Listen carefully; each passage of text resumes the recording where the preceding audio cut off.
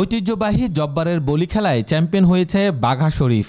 চট্টগ্রামের লালদিঘি ময়দানে অনুষ্ঠিত এই প্রতিযোগিতায় তিনি তার প্রতিপক্ষকে পরাজিত করে বিজয় অর্জন করেন।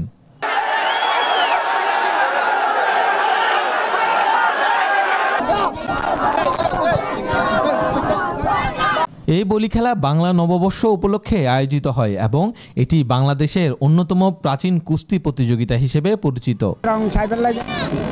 সৌন্দর্য প্রতি বছর আমরা দেখি, মজার খেলা সবাই দেখে, সারা বিশ্ব দেখাইতে আছে, ফেফার দিতে আছে, দেখাইতে আছে, খুব আনন্দ লাগে। এটা চট্টগ্রামের ঐতিহ্যবাহী জব্বর বলি খেলা, এটা সারা বাংলাদেশ সবার কাছে ভালো লাগে, আমাদের কাছেও ভালো লাগে। আমি বলি খেলতেছি 2024 থেকে, করোনার পর থেকে 24-এ খেললাম আর এবার 25-এ খেললাম।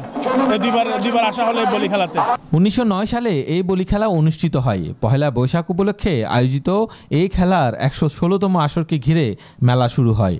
1909 সালে ব্রিটিশ বিরোধী আন্দোলনে চট্টগ্রামের যুব সমাজকে একত্রিত করার জন্য, উদ্বুদ্ধ করার জন্য, তাদেরকে একটা প্ল্যাটফর্মে আনার জন্য এই বদরবাতি এলাকার ধনাঢ্য ব্যবসায়ী আব্দুল জব্বার সওদাগর একটা উদ্যোগ নিয়েছিলেন যে তাদেরকে খেলার মাধ্যমে আমরা একত্রিত করব। বলি খেলায় তৃতীয় ধাপের আমি 4 বারের চ্যাম্পিয়ন, বা তৃতীয় নাম্বারের 4 বারের চ্যাম্পিয়ন। আমি এখানে খেলা চলে 3 নাম্বার, 2 নাম্বার, 1 নাম্বার। তো আমি 3 নাম্বারের 4 বারের চ্যাম্পিয়ন এই মাঠে। তো আপনাদের প্রত্যাশা থাকবে বাট আমার উপরে, আমি যাতে আজকে এখানে জয় হতে পারি। 1 সপ্তাহ যাবৎ খাওয়া দাওয়া অনেকটা কন্ট্রোল করতেছি, নিজের শরীর সুস্থ রাখতেছি।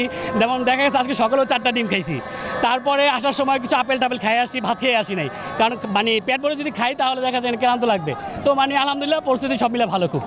এবারের বলি খেলায় দেশের বিভিন্ন প্রান্ত থেকে প্রায় 120 জন বলি অংশগ্রহণ করেন।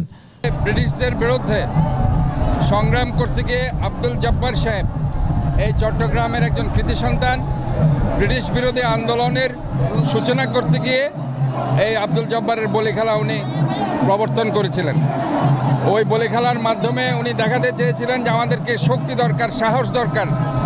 এই ব্রিটিশদের গোলামি আমরা আর করতে পারবো না, আমরা এই ব্রিটিশদের বিরুদ্ধে লড়াই করতে চাই। এই লড়াই করে আমরা একটি নতুন দেশের একটা সূচনা করতে চাই, যেটা 1947 সনে আমরা দেখেছি। সেখানে এই যে আজকে ব্রিটিশরা পালিয়ে গিয়েছিল। বাঘা শরীফের এই জয়ে সবাইকে ধন্যবাদ জানান তিনি প্রতিযোগিতার বিভিন্ন পর্বে প্রতিপক্ষদের পরাজিত করে ফাইনালে পৌঁছান এবং চ্যাম্পিয়ন হন। জব্বারের বলি খেলা বাংলাদেশের ক্রীড়া ও সংস্কৃতির গুরুত্বপূর্ণ অংশ। প্রতি বছর এই প্রতিযোগিতা হাজারো দর্শককে আকৃষ্ট করে এবং দেশের বিভিন্ন অঞ্চল থেকে প্রতিযোগীরা এসে অংশগ্রহণ করেন। বাঘা শরীফের এই সাফল্য নতুন প্রজন্মকে কুস্তির প্রতি আগ্রহী করে তুলবে বলে আশা করেন।